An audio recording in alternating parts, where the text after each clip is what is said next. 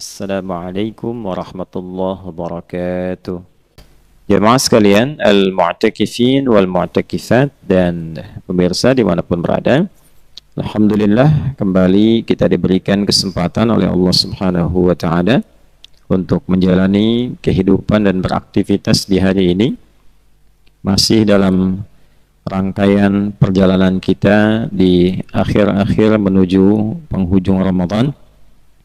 Untuk itu kita mengawali pertemuan ini dengan berdoa, bermohon pada Allah Subhanahu wa Ta'ala, semoga Allah Subhanahu wa Ta'ala berkenan menerima seluruh rangkaian ibadah yang kita tunaikan, khususnya di bulan Ramadan sampai detik ini.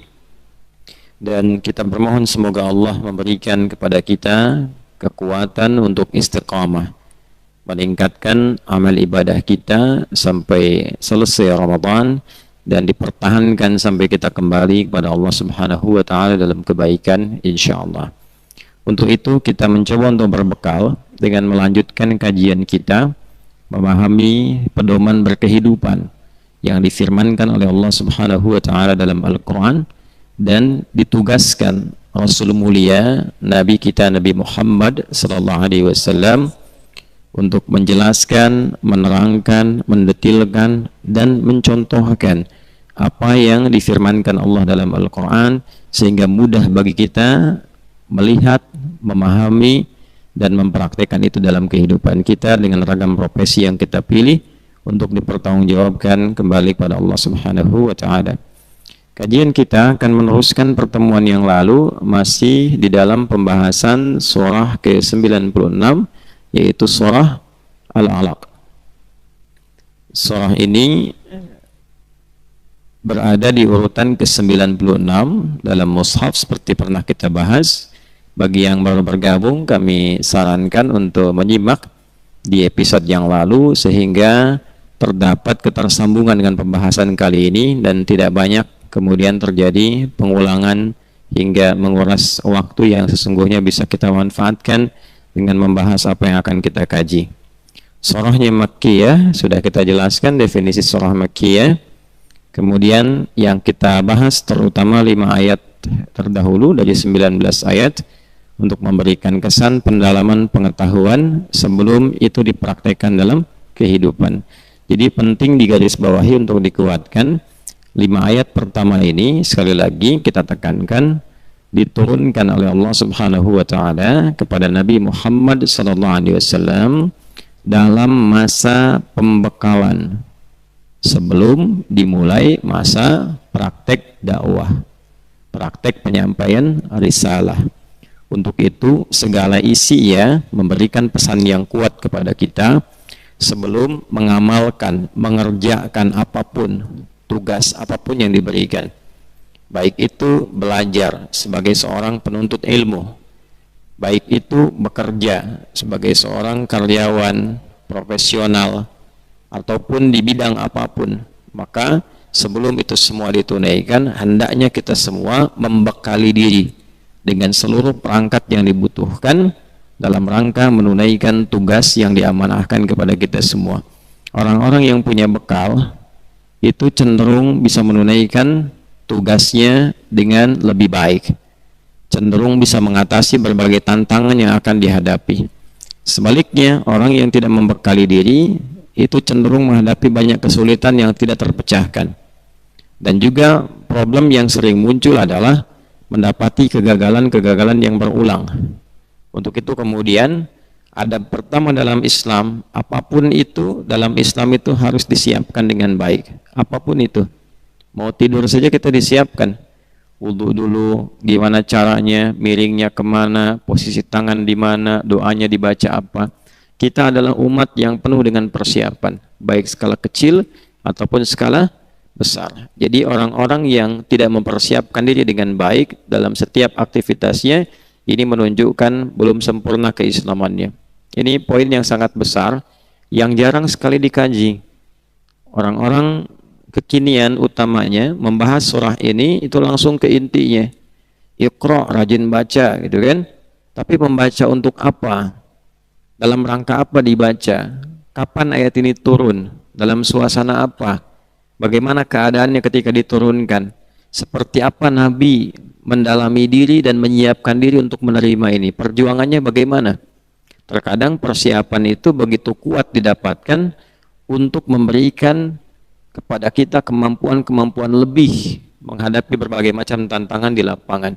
Jadi kalau sekarang persiapan sebelum keluar dari Mira ini, kita menghadapi kantuk, menghadapi berat, ya kan? Aktivitas yang padat, nanti itu menguatkan semua bagian tubuh kita, fisik kita, mental kita, ilmu kita. Sehingga ketika keluar dari sini, apapun persoalan yang dihadapi, itu mudah kemudian untuk beradaptasi. Beda dengan saat kita tidak berjuang. Ya, begitu dapat pekerjaannya menguras waktu, lembur misalnya, tidak siap fisiknya. Ya, tapi di sini kita hampir dari subuh ketemu subuh lagi. Ya, kalau nggak ketemu subuh kan meninggal. Ya.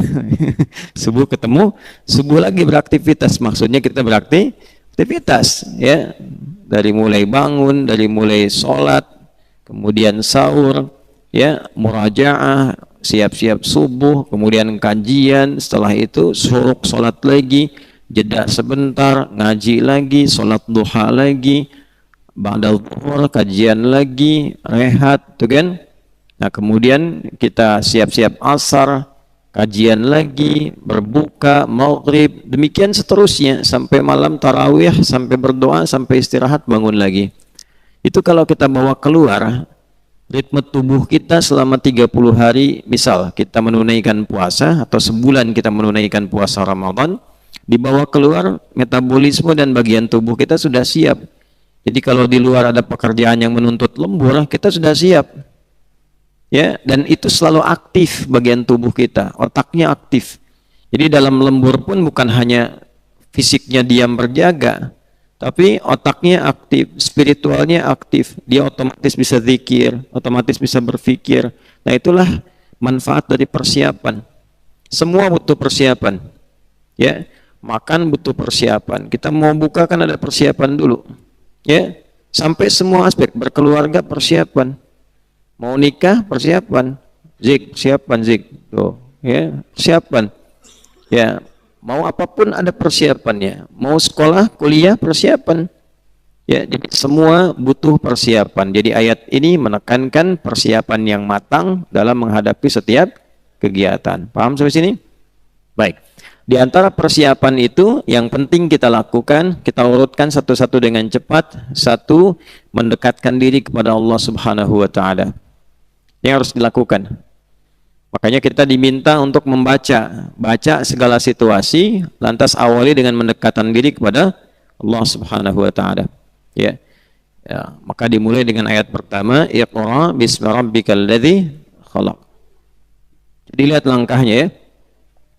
Satu, mendekatkan diri kepada Allah Subhanahu wa taala setelah membaca situasi yang akan kita hadapi.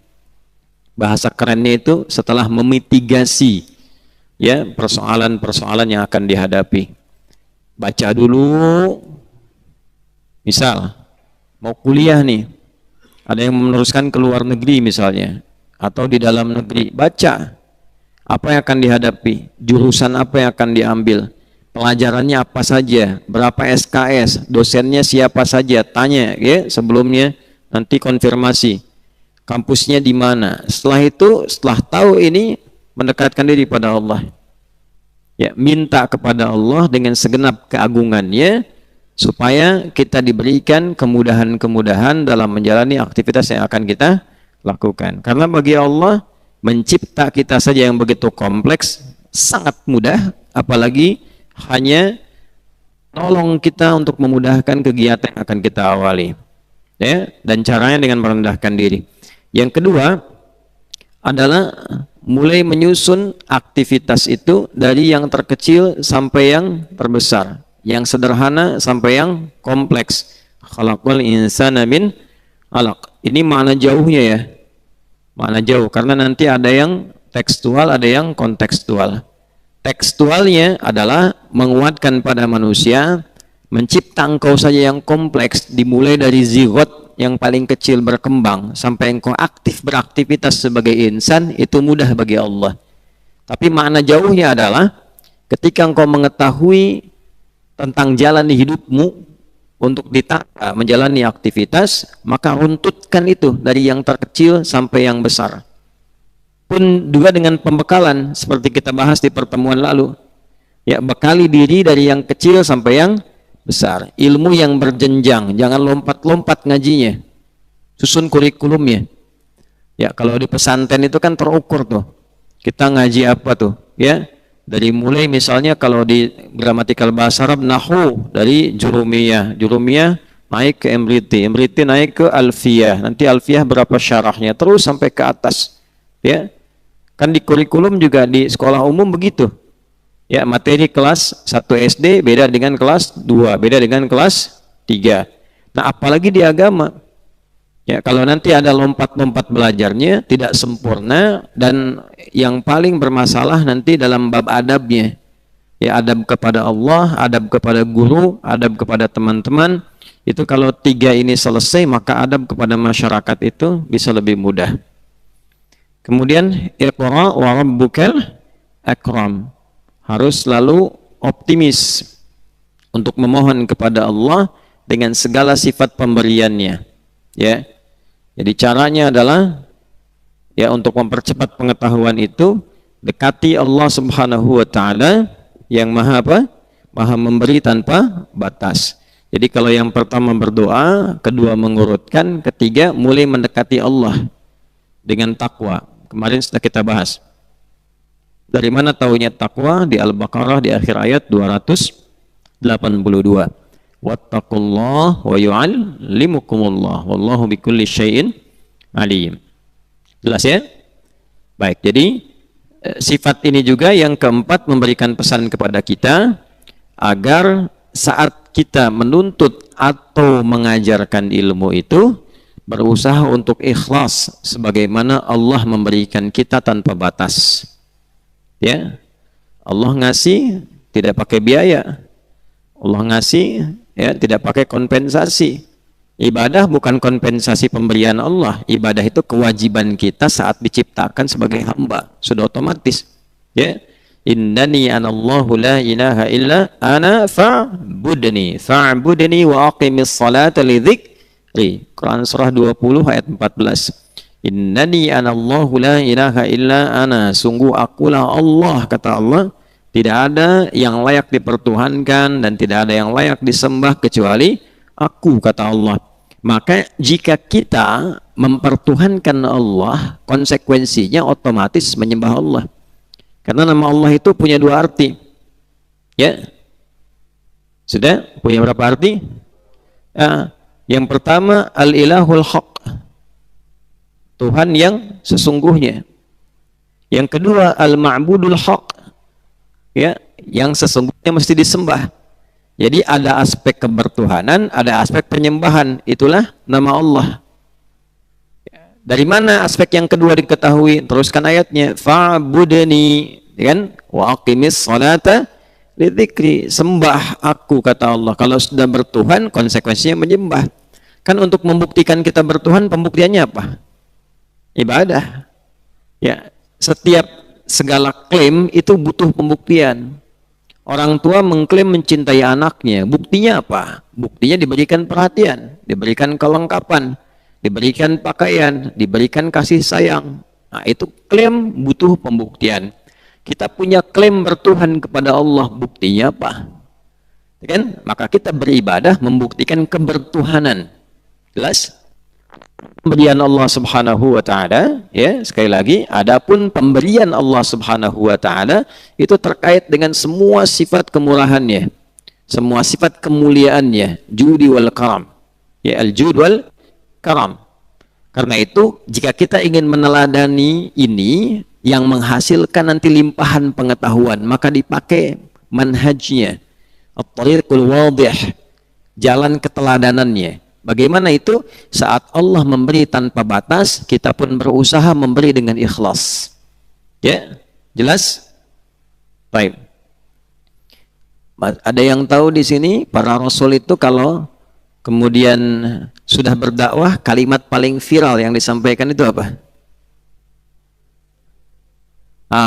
Apa? Qul ma sa'altukum min ajr. Kalimat lainnya?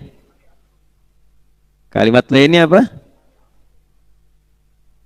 Apalagi? In ajriya illa 'ala Allah, ya. Atau kalimat viralnya ya in uridu illal islah mas taat, ya.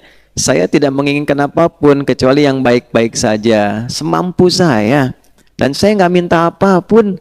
Ya, Allah sudah menjamin semua apa yang diberikan kepada saya. Itu manhaj yang harus dipegang oleh dai, apalagi alim minal ulama, dia. Nah, ukurannya pada sisi keikhlasannya. Kalau nanti kalimat itu ada dan kita praktekkan, maka feedbacknya, bahasa kerennya, ya, apa yang kita dapatkan dari Allah lebih melimpah lagi, ilmunya tambah lagi, tambah lagi. Karena itu ulama-ulama dulu saking ikhlasnya, itu ilmunya sampai ke kita sekarang, ya, dari kitab dan sebagainya, sampai masih bisa kita baca, kita kaji. Bahkan mereka nggak minta royalti kan. Imam Syafi'i ada minta royalti. Wasiat Al-Imam Syafi'i meminta royalti dari semua kitab yang akan dikaji sampai hari kiamat, misalnya. Nggak ada. Nggak ada. Ya, tuh, ya, dari sekarang siapkan. Nah, memang zaman itu punya gayanya sendiri, tapi kita bisa menata dengan pedoman yang telah diberikan Allah kepada kita. Mungkin sekarang musim royalti supaya tidak dimanfaatkan orang lain dengan jualan-jualan yang tidak benar, akhirnya dipagari, ya, atau bisa diambil untuk sedekah lagi. Sah, innamal amalu bin niat. Setiap zaman itu punya eranya, setiap era punya gayanya. Paham seperti ini? Nah, sekarang kaitan dengan materi kita yang selanjutnya adalah setelah mendekati Allah, setelah oleh Allah diberikan pengetahuan, maka materi berikutnya adalah cara memperkuat ilmu. Ya, kemarin kan cara cepat mendapat pengetahuan. Sekarang cara memperkuat ilmu. Gimana hafalan supaya kuat? Tidak mudah lupa. Ya kan? Bagaimana ketika kita akan sampaikan pada orang lain itu bisa dipahami dengan baik dan disampaikan dengan runtut, tidak lompat-lompat, tidak a, i, u, tidak jelas mau kemana arahnya, gitu kan? Nah, caranya seperti apa? Nah, maka pembahasan kali ini itu yang akan mengantarkan kita pada hal yang dimaksudkan. A'udzu billahi minasyaitonir rajim. Bismillahirrahmanirrahim. Kita bacakan dari ayat pertama. Iqra bismi rabbikal ladzi khalaq. Khalaqal insana min 'alaq. Iqra wa rabbukal akram. Itu kemarin ya. Nah, yang sekarang alladzi 'allama bil qalam. Alladzi 'allama bil qalam. Sudah? 'Allamal insana ma lam ya'lam. Ayat yang keempat, dialah Allah Subhanahu wa ta'ala yang telah mengajarkan dengan al-qalam. Diterjemahkan dengan pena di situ. Nah, ini manhaj yang keempat, cara memperkuat ilmu. Baik. Cepat ya. Alladzi di sini isim mausul menjadi konjungsi yang menyambungkan dengan sebelumnya. Ya, bahkan memberikan sifat. Apa sifat akram Allah Subhanahu wa ta'ala di antaranya? Kan banyak tuh. Kemarin telah kita bahas kan? Ya, makna akram di sini ihsan kullal khairat, memberikan yang terbaik segala jenis sifat-sifat kebaikan.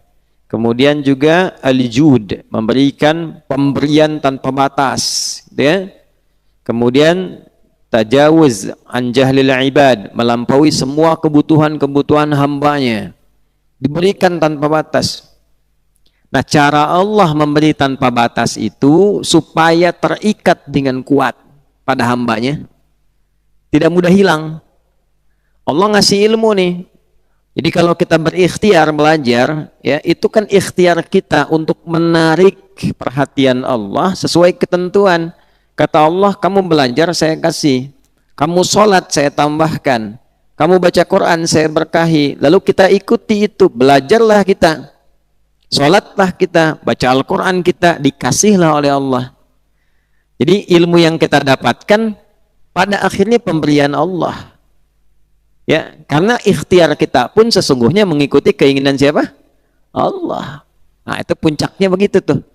Karena itu bahasa dalam Al-Quran itu selalu bukan karena saya dapat, karena saya dikasih. Ya, yarfa'illahu alladhina amanu minkum walladhina utul ilma, yang dikasih ilmu, bukan dapat ilmu. Padahal ayat itu tentang belajar. Dengan ya ayyuhalladzina amanu idza qila lakum tafassahu fil majalisi fafsahu yafsahillahu lakum wa idza qila lakum syuzu syuzu yarfa'illahu alladzina amanu minkum walladzina utul ilma darajat. Allah mengangkat, meninggikan, memberikan kemuliaan, satu kepada orang beriman, yang kedua yang diberi pengetahuan. Padahal ayat itu apa? Datang ke majelis ilmu, luaskan majelis, baca dengan baik, datang dengan fokus. Tapi ketika dapat ilmu, bahasanya dikasih oleh Allah. Nah, orang dikasih nggak boleh sombong. Dikasih kok sombong, ya kan? Dikasih, ya, gini dikasih, tuh, ya. Jadi dikasih itu nggak usah sombong. Kalau kerja keras Anda, bolehlah cerita, tapi dikasih kok. Ya. Dapat mobil bagus nih, dari mana? Dikasih. Ya, apa yang mau disombongkan? Ya kan? Yang terbaik adalah digunakan yang baik supaya yang ngasih senang. Ya kan? Anda dikasih motor, dipakai mencuri. Kira-kira yang ngasih gimana responnya? Marah, ya kan? Marah, bukan cuma sedih, pakai mencuri, marah. Bal gimana bal, Faiz? Marah. Ya jadi wajar kalau Allah marah. Kalau ada orang punya ilmu sombong, ya kan? Punya harta sombong. Padahal itu semua pemberian sesuai dengan maslahat hidup. Nah, apalagi misalnya ayatnya, ya Al-Isra ayat 85. Yas'alunaka 'anir ruh qulir ruh min amri rabbi wa ma utitum minal ilmi illa qalila. Ya kan? Kalian tidak diberi pengetahuan kecuali sedikit. Tuh, yang satu diberi, yang kedua sedikit. Sedikit kok sombong. Sedikit kok angkuh. Sombong. Emang berapa ilmunya? Sedikit. Hah? Punya uang sedikit, sombong. Punya kedudukan sedikit, sombong. Punya ilmu sedikit, sombong. Tidak pantas. Karena itu nanti ada aturan-aturan untuk yang menyertai itu semua. Jelas sampai sini? Ya. Nah, karena itu bahkan sering menggunakan kata lam dan dal, min ladunna ilma. Ilmunya punya kami, kata Allah. Dan naknya itu ta'zimun nafsi, dengan keagunganku aku yang kasih. Apa engkau mau merasa agung? Gitu bahasnya. Jadi ketika disebut ladunna ilma, itu kan, itu menunjukkan keagungan Allah, untuk menunjukkan aku yang agung. Kenapa engkau masih merasa agung? Masjid boleh agung karena itu rumahku, itu kan, masjid agung, ya kan? Tapi Anda jangan pernah merasa agung, tinggi, angkuh, sombong. Karena itu pun karena keagunganku, aku yang punya, kata Allah itu. Jelas?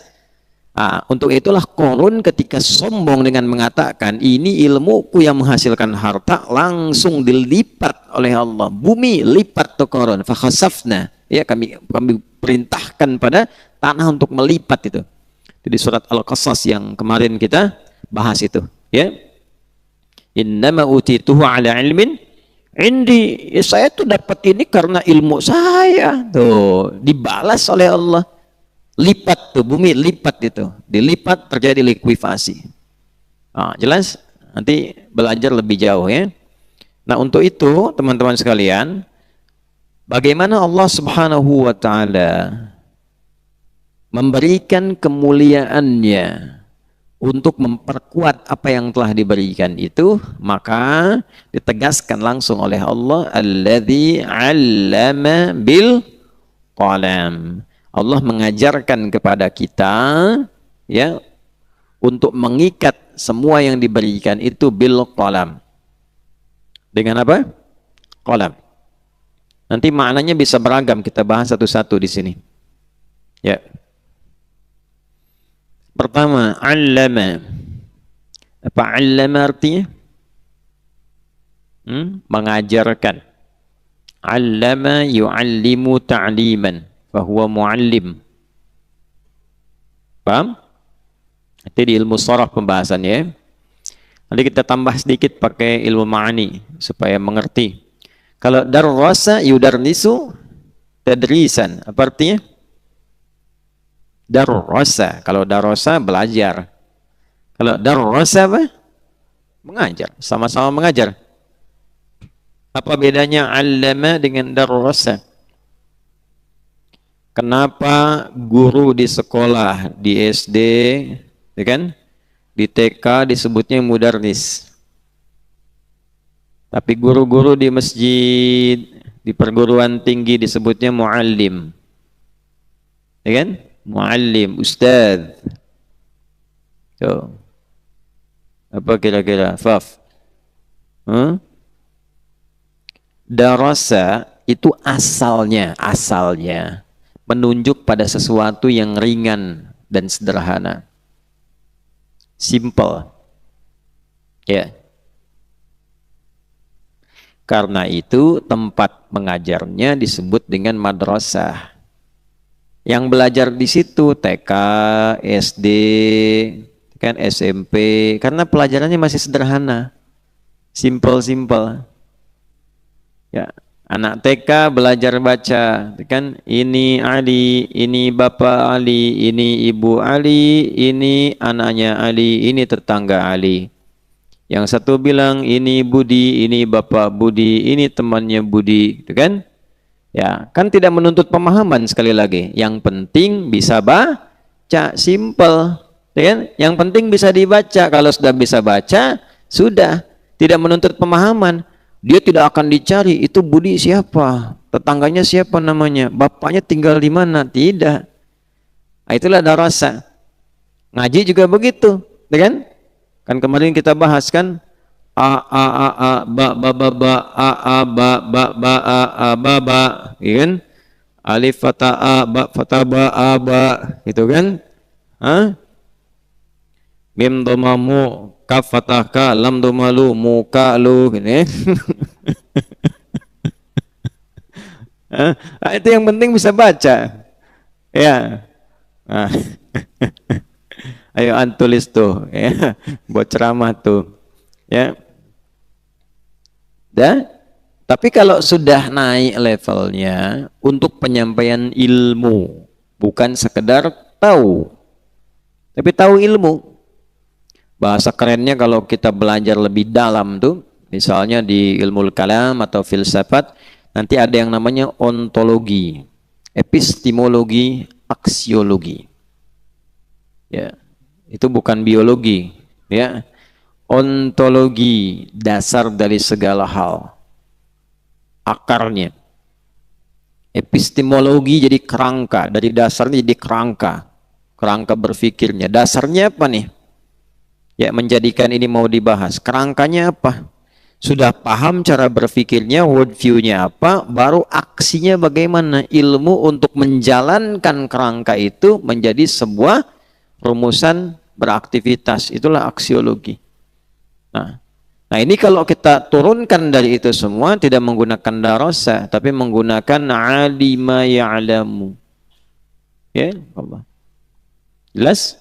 Alima ya'lamu. Karena itu Allah punya sifat alim, bukan daris. Punya sifat apa? Alim, karena Allah mengetahui sampai ke akar-akarnya.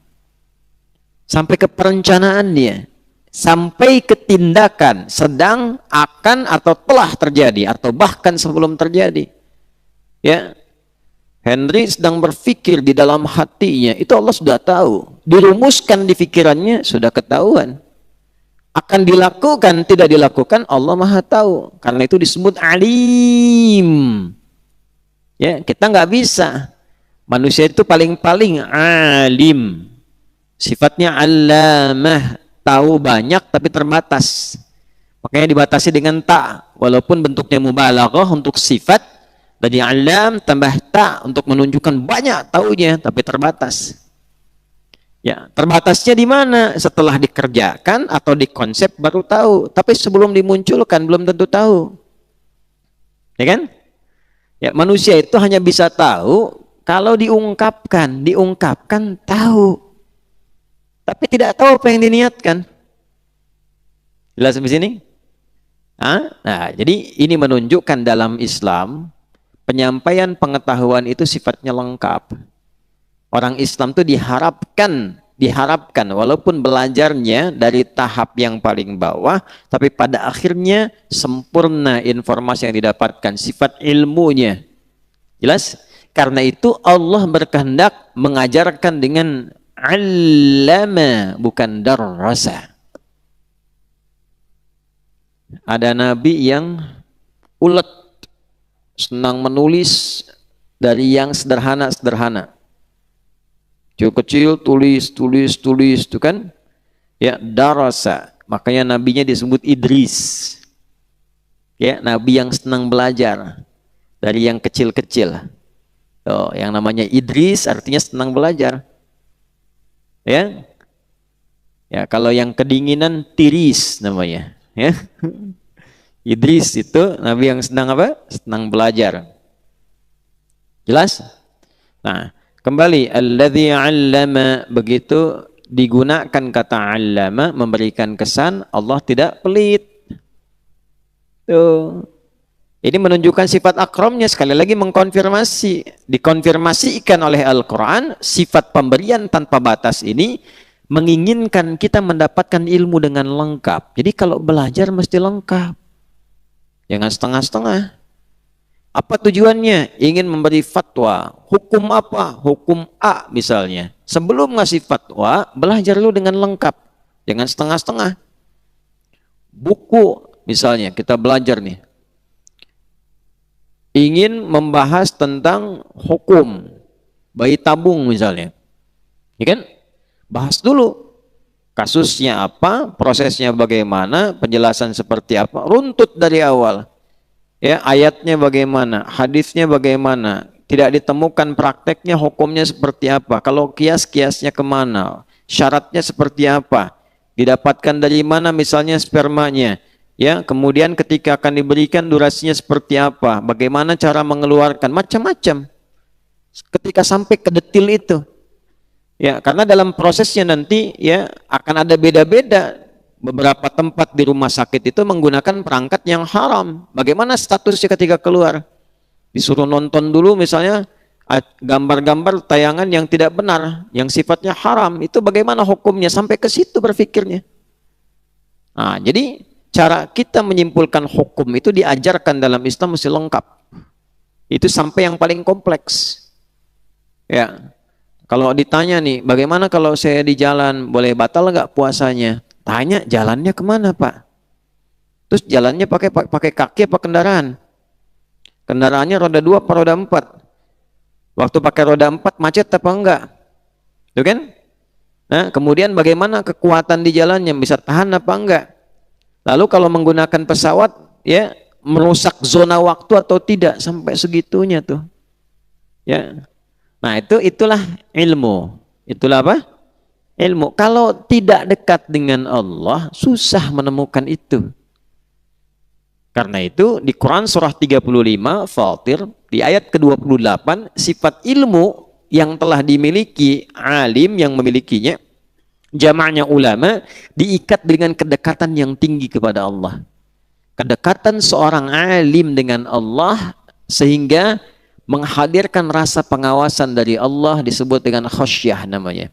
Innama yakhsyallaha min ibadihil ulama. Itu kuncinya. Jadi kalau sudah dekat dengan Allah, sifat ilmu yang diberikan itu tercurah, bukan sebagian-sebagian. Jelas? Baik ya? Nah, kalau sudah dapat, teladani sifat Allah yang mengajarkan secara total.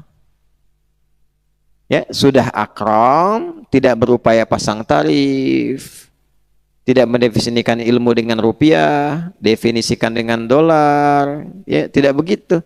Muslim itu diikat dengan keikhlasan. Setelah itu ngasihnya pun total. Ini sudah pasang tarif setengah-setengah lagi. Kayaknya peluangnya bagus di ngajarin Quran. Bikin 24 pertemuan. Sekali pertemuan 1 juta. Oh, ini maksudnya. Kasih yang biasa dulu. Ntar step kedua, turunin 7,5. Step ketiga, yang bagian ketatnya. Ya gharib muskilah, naikin 1.500.000. Kok makin mahal Ustadz? Iya Bu, ilmunya makin sulit. Coba ibu di Quran, anak ditemukan berapa kali? Kapan dibaca pendek, kapan dibaca panjang? Ibu biasa baca alaihi, ada yang alaihu Bu. Di mana itu? 1.500.000. Itu yang dikecam nanti. Ya, itu yang dikecam. Fawailul lilladzina yaktubuna kitaba bi aydihim thumma yaquluna hadza min indillahi liyashtaru bihi thamanan qalila fawailul lahum mimma katabat aydihim wa wailul lahum mimma yaksibun. Surat apa? Al-Baqarah ayat berapa? 79. Itu kan? Nah, jangan seperti orang dulu kata Allah. Ya, yang pengajaran-pengajaran yang Allah titipkan kepada yang berupa agama itu dialihkan untuk kepentingan materi sehingga ditambah-tambahin untuk kepentingan dia mendapatkan keuntungan-keuntungan duniawi yang tidak bernilai di akhirat. Maka celaka orang seperti itu. Nah, orang Islam nggak boleh begitu. Jelas ya? Ya. Jadi sekali lagi ini kata allama maknanya dalam. Alladzi sudah menunjukkan bentuk tauhid. Baik ya? Menunjukkan bentuk apa? Tauhid dan sifatnya mudzakkar. Apa itu mudzakkar? Nah, inilah kekurangan yang sekarang. Mudzakkar disebut laki-laki, muannats disebut perempuan. Kalau kita ngaji lebih dalam, itu kita temukan maknanya tidak seperti itu. Mudzakkar itu asalnya yang tidak bercabang. Tetap tunggal tidak bercabang. Muannats itu yang bercabang, berkembang. Kenapa perempuan masuk kategori muannats? Karena perempuan mengandung dan melahirkan. Sehingga seakan-akan secara kias itu ada cabang yang keluar dari dirinya. Laki-laki tidak mengandung, tidak melahirkan. Ya, maka disebutnya mudzakkar, masuk bagian itu. Semua yang berkembang dan melahirkan sesuatu itu muannats. Yang tidak berkembang, tidak melahirkan itu mudzakkar. Kata ganti yang kembali kepada Allah, dhamir namanya. Kenapa menggunakan mudzakkar huwa? Allahu la ilaha illa huwa huwal hayyul qayyum. Kenapa huwa? Ini tidak ada kaitan dengan gender feminim atau maskulin, bukan. Untuk menunjukkan bahwa Allah itu ahad, esa, tidak beranak, tidak diperanakkan, tidak melahirkan, tidak dilahirkan, tidak berkembang, tidak ada sekutu baginya. Karena itu sifatnya ikhlas, menepikan semua yang tidak terkait dengannya, tunggal ahad. Jelas? Nah, di sini kembali lagi, agungkan Allah, satukan Allah. Kalau ingin diberikan ilmu yang kuat dan mantap, selalu jaga hubungan kita dengan Allah yang ahad. Karena itu salah satu doa yang mustajab, ini saya berikan ijazah ya, salah satunya. Salah satu doa yang mustajab itu adalah menyertakan sifat tunggal Allah sebelum doa. Ya. Kalau mau gampang itu, kalau mau gampang bacain Al-Ikhlas, gitulah gampangnya gitu. Sebelum berdoa.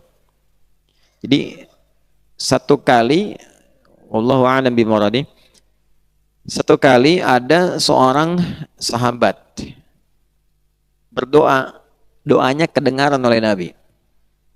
Dia katakan, kama qala, Allahumma yal ahadus samad, alladzi lam yalid wa lam yulad wa lam yakul lahu kufuwan ahad, inni as'aluka an taghfirali.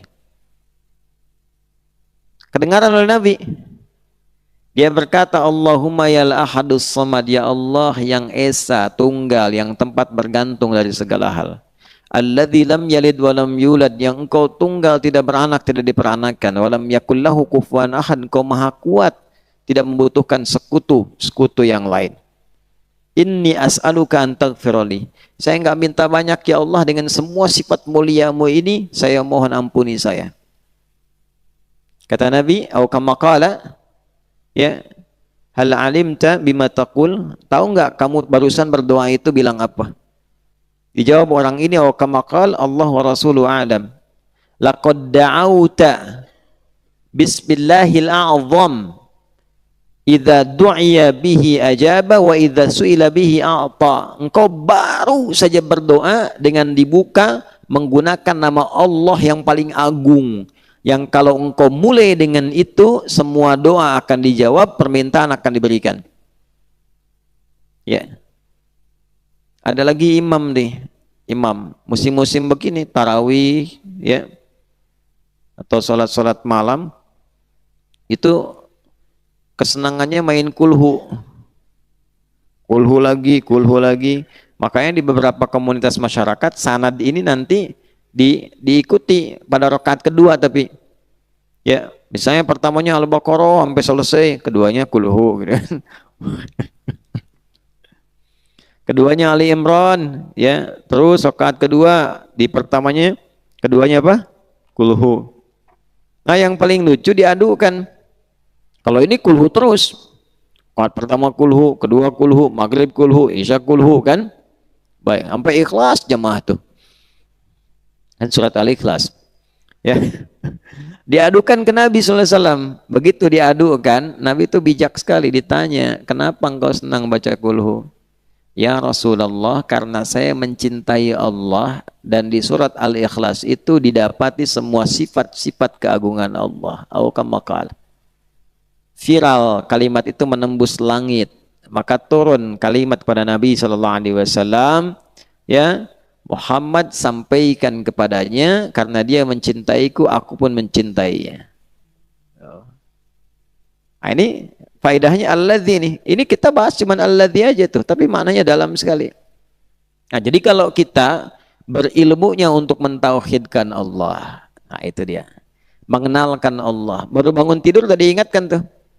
Ya, makanya minta baca Ali Imran ayat 190 sampai 200 tuh. Baru bangun tidur. Dari mana dalilnya? Di Sunan Abu Daud nomor hadis 1367. Siapa yang meriwayatkan? Ibnu Abbas radhiyallahu taala anhuma. Karena itu Ibnu Abbas dari kecil sampai mau meninggal pintar. Sudah meninggal kepintarannya masih diwariskan. Sampai sekarang masih dikaji tafsirnya, pendapatnya, fatwanya. Apa yang dikatakan beliau? Au kama qala kana an-nabiyyu sallallahu alaihi wasallam idza istayqadha min naumihi fajalasa wa masaha bi yadihi min athari naumihi faqara khawatim Ali Imran. Adalah kebiasaan Nabi sallallahu alaihi wasallam kalau bangun dari tidur duduk sebentar, kemudian menghilangkan bekas ngantuknya lalu membaca 11 ayat terakhir surah Ali Imran.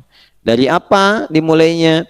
Inna fi khalqis samawati wal ardi wa ikhtilafil laili wan nahari la ayatil liulil albab. Itu akal sehat, orang pintar. Pintar banget tuh namanya ulul albab. Dari kata lub itu inti sesuatu.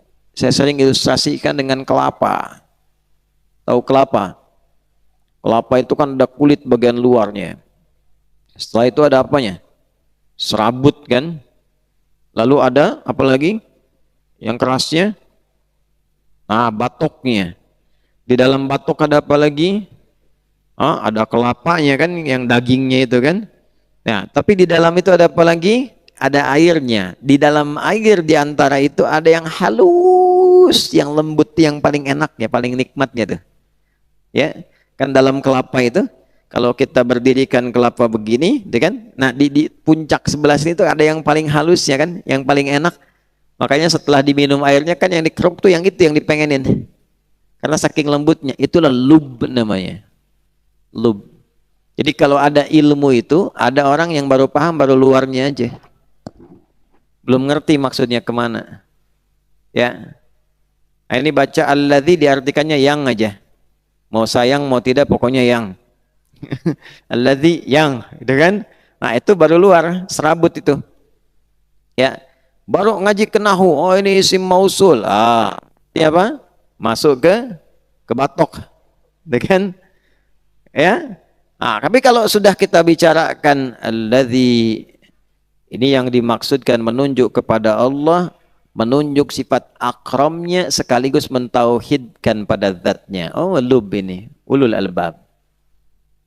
Ya, jadi kalau begitu ngajinya beda. Setiap mau belajar, saya niatkan pengajaran saya untuk mengagungkan Allah Subhanahu wa taala. Saya niatkan sebagai ibadah. Saya niatkan supaya orang yang belajar kenal Allah Subhanahu wa taala. Nah, itu. Jadi Anda menjadi apapun dengan ilmu itu bukan kayaknya yang penting. Belajar jadi arsitek, sukses bukan karena kayaknya. Alhamdulillah dengan itu kenal Allah. Ya, kalau ada orang bilang, wah Pak hebat sekali desainnya. Oh, bukan hebat. Allah yang membimbing saya untuk menjadikan seperti ini. Allah siapa Pak? Di mana saya bisa konsultasi? Terangkan Allah itu begini, begini, begini, begini. Itulah ulul albab. Karena itu sifatnya apa? Sebelum tafakkur dia tadzakur. Alladzina yadhkuruna Allah qiyaman wa qu'udan wa 'ala junubihim wa yatafakkaruna fi khalqis samawati wal ard. Jadi kalau tafakkurnya menggunakan tadzakur, fikirnya menggunakan zikir, maka semua ilmu di langit dan di bumi akan dibuka oleh Allah Subhanahu wa taala. Itulah yang terjadi pada Nabi Ibrahim alaihissalam. Wa kadzalika nuri Ibrahim malakutas samawati wal ard. Liyakuna minal minal apa? Mukinin tuh. Ujungnya itu. Ayo Qurannya, Quran. Wa kadzalika nuri Ibrahim, kami tunjukkan ke Ibrahim itu apa?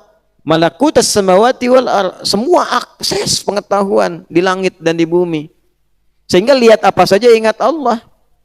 Ya, setelah itu kan falamma janna alaihi al-lailu ra'a kaukaba qala hadza rabbi falamma afala qala inni la uhibbul afilin. Begitu beliau melihat yang dipertuhankan oleh kaumnya ada 3 benda. Satu kan patung yang menggambarkan Jupiter, kaukaba. Ya kan? Gemintang maksudnya Jupiter di situ. Beliau berkata, qala hadza rabbi, bukan menuhankan gitu. Oh, ini yang dimaksud Tuhan oleh kaumku itu. Dari kecil aku dikasih tahu ini Tuhan kita, ini Tuhan kita. Tapi falamma afala, ketika aku lihat kok yang sesungguhnya itu tenggelam. Aku nggak suka Tuhan tenggelam. Masa Tuhan tenggelam? Kan? Makanya Fir'aun ketika ngaku Tuhan ditenggelamkan oleh Allah. Tuh lihat-lihat keterkaitan nasabnya tuh. Fir'aun ngaku Tuhan ditenggelamkan supaya orang mengenangnya gampang. Tuhan tenggelam. Ya, Namrud kemasukan nyamuk, wing mati gitu kan? Ya, Tuhan mati sama nyamuk. Jadi orang juga mau menuhankan itu nggak enak, nggak keren Tuhan tenggelam, ya kan? Inilah uhibbul afilin, nggak keren Tuhan tenggelam. Falamma ra'a al-qamara falamma ra'a al-qamara bazighan qala hadza rabbi falamma afala qala ala illam yahdini rabbi la akunanna minal qaumidh dhallin. Sama, ini ada Dewi Bulan. Dewi Bulan kan dari dulu sudah ada di era Nabi Ibrahim tuh. Ya, dewa Jupiter, dewinya Dewi Bulan. Dengan kekuatan bulan aku menghukummu, itu kan? Nah, itu banyak dulu tuh, Sailor Moon dan sebagainya. Dulu dia dipertuhankan Dewi Bulan itu. Tapi ketika tenggelam bulannya, kata Nabi Ibrahim, ini lama-lama orang tersesat kalau begini. Masa Tuhan tenggelam juga? Ya, aku kalau nggak menemukannya sesungguhnya bisa tersesat juga. Falamma ra'a asy-syamsa bazighatan qala hadza rabbi hadza akbar. Begitu turun lihat matahari. Kata kaumku ini juga dipertuhankan dewa matahari, Tuhan yang gede nih, paling gede. Ya, jadi bukan klaim di situ maksudnya bukan ingin menunjukkan ini Tuhan saya. Jangan salah baca di mushaf ya.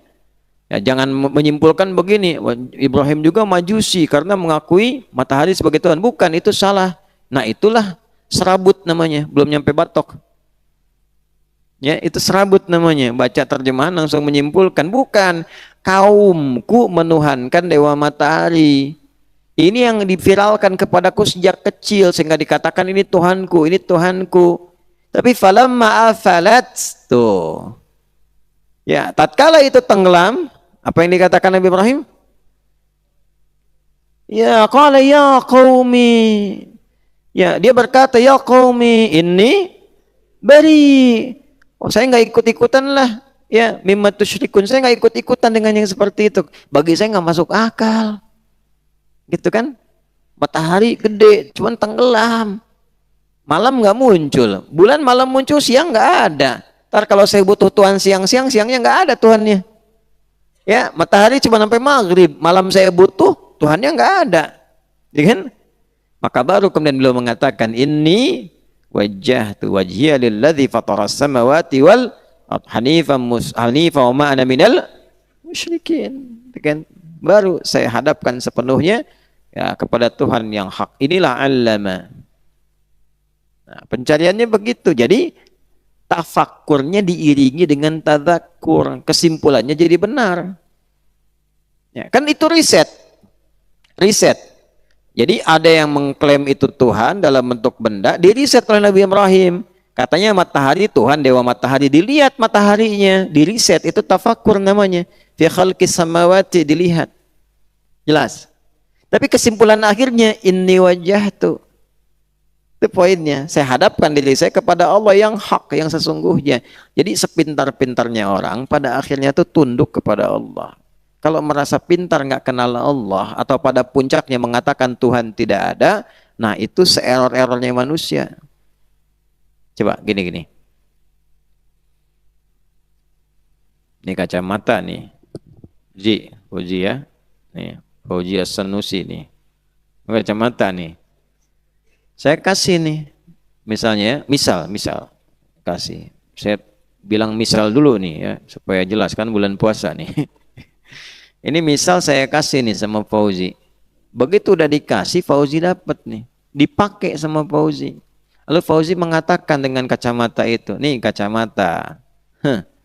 Nggak ada Ustadz Adi itu. Masuk akal nggak? Ustadz Adi itu nggak ada. Yang ada cuma kacamata. Kok bisa dikasih, Anda mengatakan yang ngasih yang nggak ada. Tapi barang yang dikasih Anda pakai. Itu yang saya sebut error. Paham nggak? Nah, itu bukan akal sehat. Itu rusak gitu. Ya, ada orang dikasih oleh Allah ilmu. Bahkan dirinya diciptakan sampai wujud. Dia ada, dikasih ilmu. Terus dia mengatakan, Tuhan tidak ada.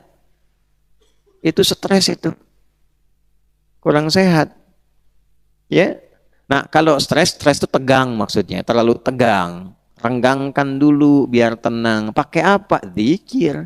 Ala bidzikrillahi tatmainnul qulub. Kalau belum bisa zikir, kita yang sudah agak tenang, damai, doakan. Karena bagian dari zikir itu doa.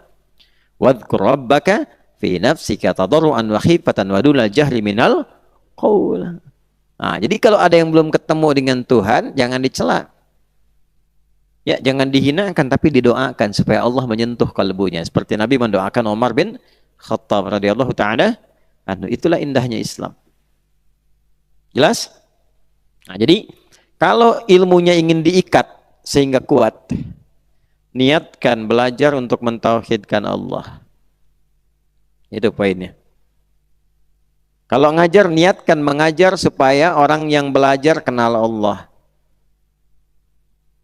Jangan bedakan dimanapun Anda mengajar.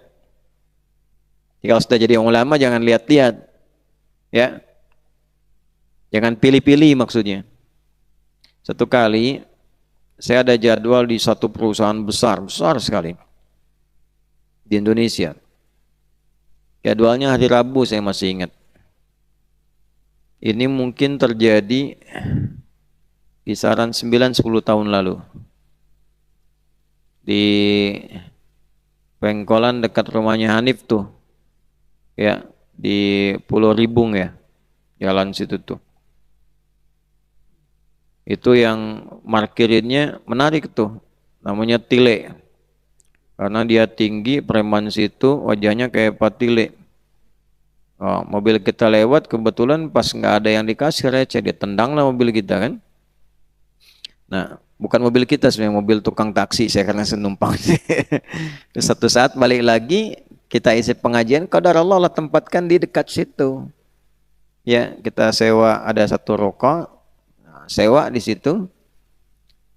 Qadarullah beliau yang salah satunya ngatur di situ motor dan sebagainya, panggil, masya Allah, senyum tuh, alhamdulillah, Kiai Ustaz gini macam-macam, alhamdulillah jadi akrab. Akhirnya apa, ikut ngaji secara terpisah, tahu hukum. Nah itulah cara Allah itu ya, untuk bisa membuat kita jalan yang baik. Satu kali di jalan dibelokkan itu, ini maksudnya cerita tuh, jalan dibelokkan itu.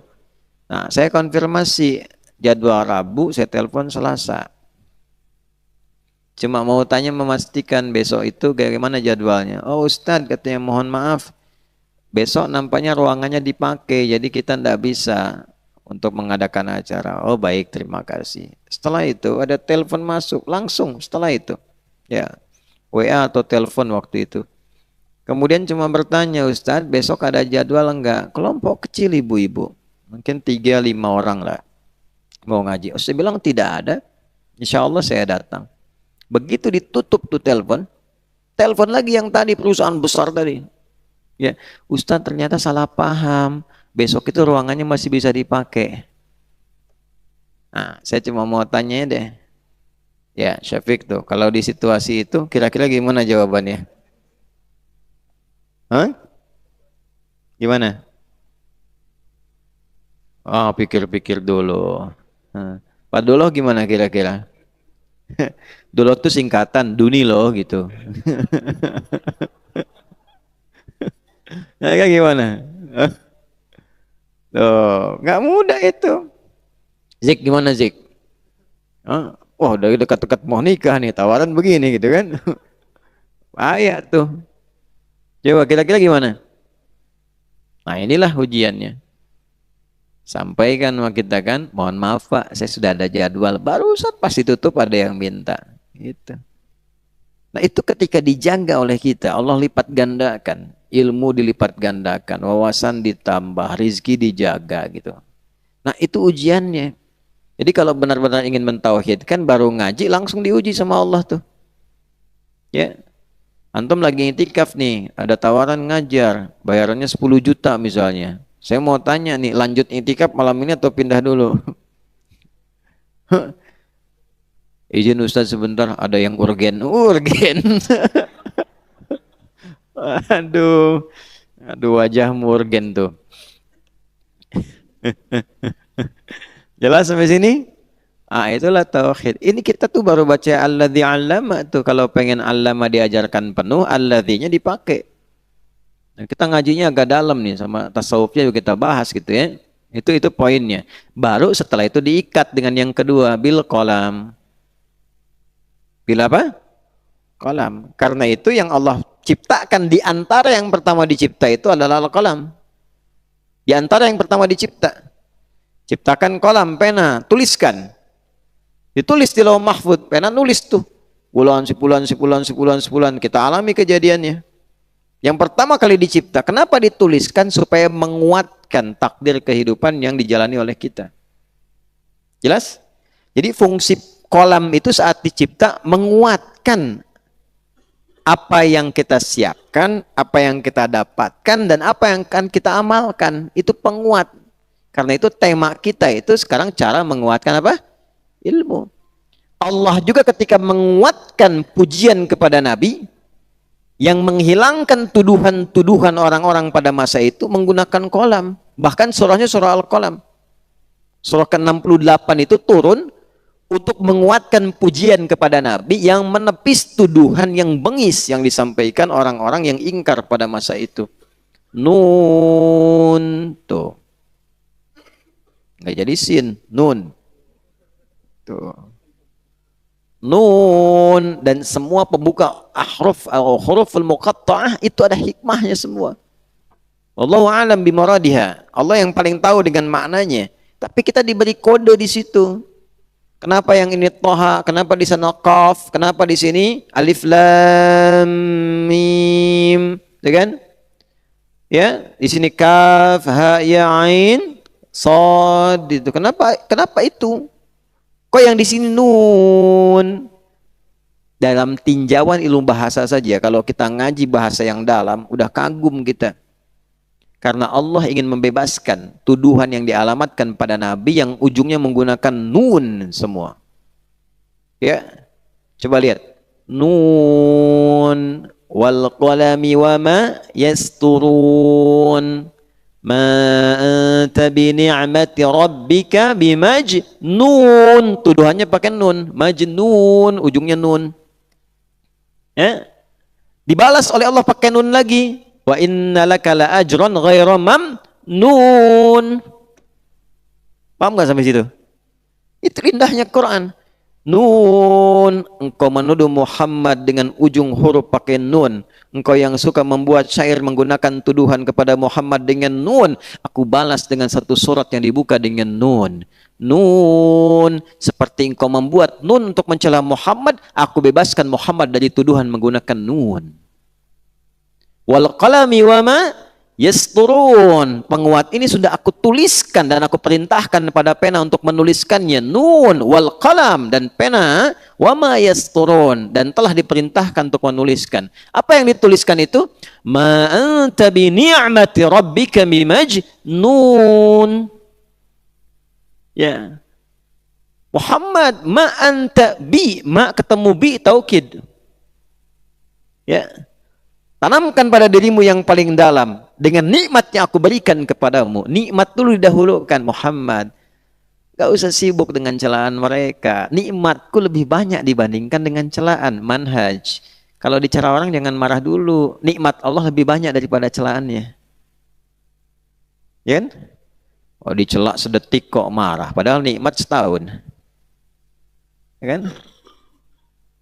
Paham? Ya, suami istri kalau sedang bertengkar ingat dulu. Tarzik tahu tuh kalau udah berumah tangga tuh.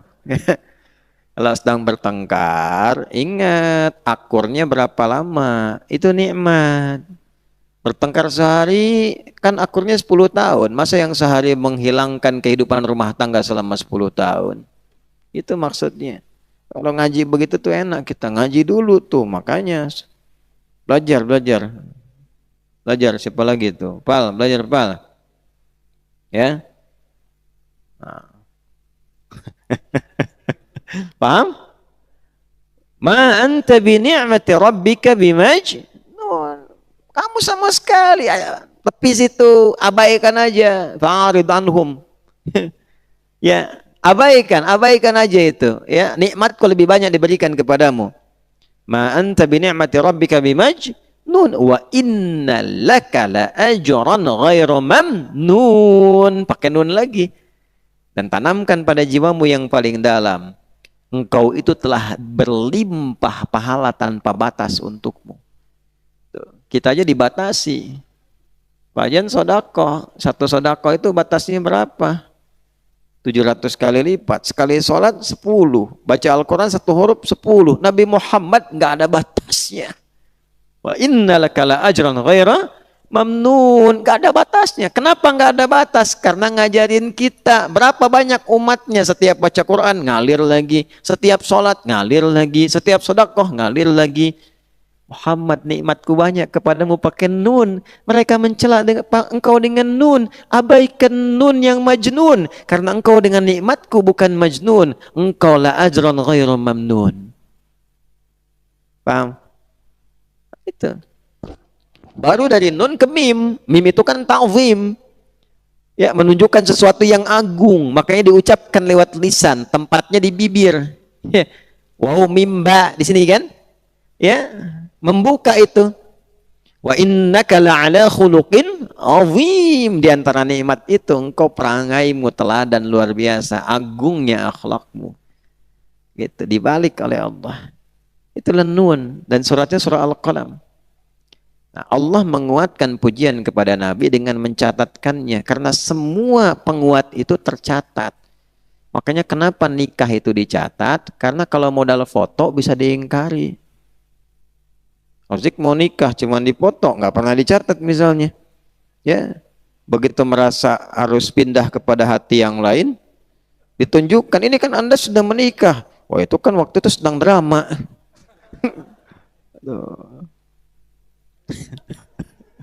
sorot tuh. Ketahuan tuh. Dulu kan sedang drama, kan bisa begitu. Tapi kalau dicatat gak bisa. Ini catatannya sah. Tanda tangannya siapa? Fotonya gak bisa mengelak. Ada dokumentasinya, itulah catatan. Ya, makanya ayat pinjam meminjam pakai catatan, kuat. Anda belajar pakai catatan, kuat. Ya, di kantor ada catatan, bikin kuat. Audit pakai catatan. Jadi catatan itu, kolam itu dihadirkan, yes turun untuk menuliskan sebagai penguat sesuatu. Ilmu kalau pengen kuat catat, tulis. Ya, pintar, bagus, menghafal, cepat, tapi ilmunya nggak akan abadi. Bagaimana supaya pemikiran kita abadi? Nulis. Tulis. Makanya imam-imam dulu tuh banyak yang pintar, hafalnya cepat, tapi ilmunya nggak bisa kita dapat. Kenapa? Karena kita nggak bisa akses. Ketemu tidak? Ya kan? Kenapa Imam Syafi'i sampai sekarang masih bisa diakses? Tulisannya masih banyak kitabnya. Berapa jilid tuh? Risalahnya Imam Syafi'i. Diwannya juga ada tuh, diwan Imam Syafi'i. Masih kita temukan. Imam Ahmad begitu, Imam Malik begitu. Al-Muwatta karya pertama, hadis dalam susunan fikih. Imam Malik rahimahullah ta'ala. Imam Abu Hanifah karyanya luar biasa. Fiqhul Akbar di bab tauhid. Ya, banyak sekali karyanya. Belum yang didokumentasikan oleh murid-muridnya. Ya, demikian Allah mengikat Al-Quran pun dengan hafalan dan bacaan yang tertulis mushaf. Ya, maktubun fis sutur, mahfudun fis sudur. Maktubun fis sutur, wa ma yasturun, mahfudun fis sudur. Ya, dijaga di dalam ingatan, dijaga dalam tulisan. Sehingga kalau ingatan itu kurang, baca mushaf. Tuh. Kalau mushaf salah, diingatkan oleh ingatan. Itulah dahsyatnya Al-Quran. Ya, jadi firman Allah aja diikat. Cinta diikat. Masa ilmu tidak diikat? Hah? Jelas? Saya bikin status tuh. Bikin status. Makanya Imam Ali bin Abi Thalib rahimahullah ta'ala karamallahu wajah mengatakan apa? Al-ilmu nurun wal kitabatu qaituhu. Ilmu itu adalah cahaya, tulisan itu pengikatnya. Maka ikatlah ilmumu dengan catatanmu. Ada kalimat yang lebih viral lagi, ilmu itu bagai unta betina yang sedang lincah. Tuh, jadi kalau nanti main ke kebun binatang cari unta. Unta banyak jenisnya. Unta umum ibil, afala yanzuruna ilal ibili kaifa khuliqat. Unta jantan jamal hatta yalijal jamalu fi sammil khiyat. Unta betina naqah. Naqatallahi wa suqyaha. Fakadzabuhu fa'aqaruha. Naqah. Nah, unta betina itu kalau sedang betul-betul apa bahasa Jepang itu macuh, ya aktif, sedang aktif betul gitu ya. Nah, itu wah liar, diikat susah itu. Ya kalau kucing kumincir lah itu kan ya. Nah itu susah, sana sini. Nah itu harus diikat. Nah ilmu itu seperti unta betina yang liar. Maksudnya apa? Kadang datang, kadang pergi, kadang datang, kadang pergi. Gitu. Makanya diikat kalau mau kuat. Boleh kalau maksiatnya banyak. Ya. Di sini lihat YouTube, yang dilihat salah, hilang ilmu. Dulu saya waktu ikut daurah 2002, ya di Jogja waktu itu ada pembelajaran kurikulum dari Madinah Jamiah Islamiyah. Kita ikut tuh. Ada teman cerita, teman saya satu kamar cerita. Dia cerita tentang temannya lagi. Hafal banyak hadis. Kitab ini. Tiba-tiba main ke bioskop, entah nonton apa, pulang keluar itu hilang semua. Dan gak diikat juga. Jelas ya? Nah cara mengikat pun nanti lain lagi. Kalau ikatannya gak kencang, lepas juga pelan-pelan. Ya maka ada seninya. Di pramuka kita diajarin dulu tuh buat simpul yang biasa bagaimana, simpul yang kencang bagaimana, kan? Lalu mengikat keadaan dengan kode. Ya, dulu kan kita belajar Morse kan? Dit dah, si adit dadah gitu. Dit mana dit? Tuh belakang tuh. Ya, dit itu titik dah, tangan itu panjang. Kalau ini apa, ini apa, ini apa, gitu kan? Kemudian ada semapur, ya, turunkan begini, pakai bendera begini, gini seperti apa? Itu kan ikatan, diikat dengan kode. Nanti bikin simpul, ya. Wah seru waktu pramuka dulu ya. Sekarang masih ada. Ya itu ya, coba deh ikutan tuh ya, Hizbul Waton, Pandu, Pramuka, belajar Praja Muda Karana, itu kan? Nah jadi kalau kita aktifkan itu, ikatan-ikatan itu simpulnya kuat, sulit kita, ya sulit untuk dilepaskan. Jadi kalau nandu orang simpul kuat itu nandunya kuat, simpulnya nggak kuat, lepas begitu masuk blos gitu kan, yang dibawa cuman bambunya, karena repot. Hah? Nah, ilmu begitu, kalau tulisannya nggak bagus, nggak jelas, nggak maksimal. Ada jenis tulisan tuh begitu kita lihat langsung demam kitanya kan, gitu. Ada tulisan buat orangnya aja yang tahu, ada tulisan yang bisa diakses orang lain. Di mana jenis tulisan yang baik itu? Hah? Nah, gimana cara mengikat itu supaya kuat ikatannya, dan bukan hanya kita yang tahu, yang belum kita ketahui, tapi bisa diwariskan pada orang lain ketika itu diakses oleh generasi selanjutnya. Itulah yang akan kita bahas insya Allah di pertemuan berikutnya. Dengan izin Allah Subhanahu wa taala, semoga Allah mengampuni dosa kita semua, memaafkan kesalahan kita, menyempurnakan pemahaman kita yang belum baik, dan membimbing kita untuk mengamalkan apa yang telah kita pahami.